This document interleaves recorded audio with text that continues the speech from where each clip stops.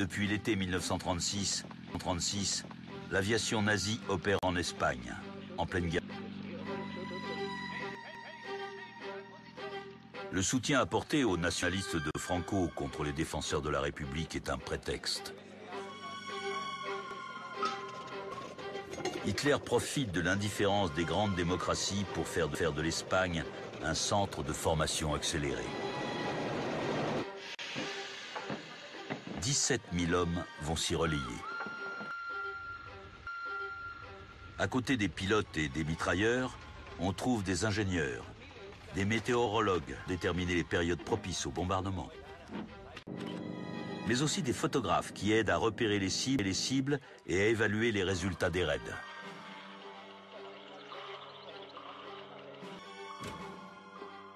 « 26 avril 1937. Se croyant à l'abri des regards, les officiers nazis vont s'autoriser la pire des expérimentations. 7 heures, 24 bombardiers décollent pour une mission d'un nouveau type.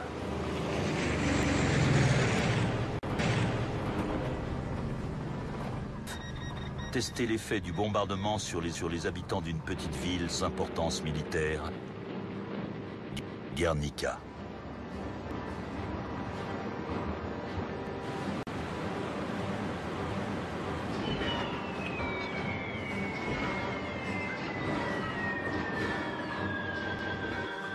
Tonnes de bombes s'abattent sur la ville et ses 7000 habitants.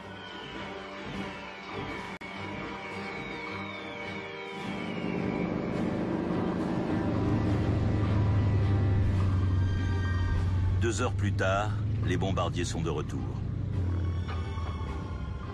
La mission est considérée comme un succès. Paniquée, la population abandonne la ville qui est rapidement occupée par les troupes de Franco. Un journaliste britannique a pu se rendre aussitôt sur les lieux. George Steer tente de comprendre. Guernica brûlait d'un bout à l'autre. La ville était pleine à craquer parce que c'était le jour du marché. Il y avait des centaines de morts. Beaucoup de survivants ont été forcés de rester aux alentours de la ville en feu, couchés sur des matelas ou à la recherche de parents et d'enfants égarés.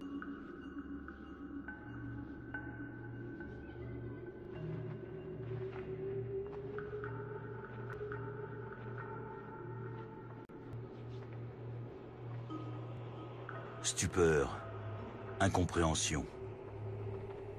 Le raid sur Guernica n'a pas de précédent dans l'histoire militaire, conclut George Steer.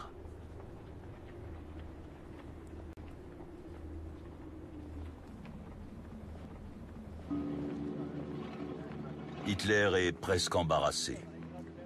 L'article de Steer fait le tour du monde et ternit l'image de son armée.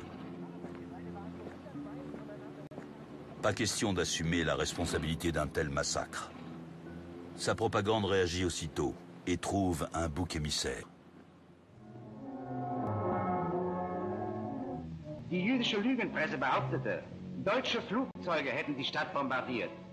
Jedoch musste die internationale Weltpresse diese Meldung sehr bald als Pressemanöver der Bolschewisten brandmarken, welche selbst die gesamte Stadt beim Verlassen Haus für Haus niedergebrannt hatten.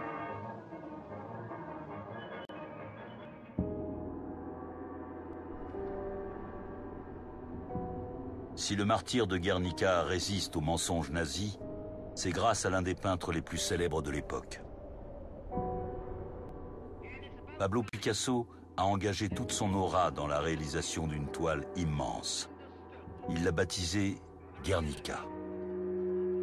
Mais c'est un cri universel contre l'horreur de cette guerre moderne qui vise les civils. La sidération du supplicié. L'impossible combat. Le massacre des innocents. Mais qui réalise alors que le tableau de Picasso est une prophétie ?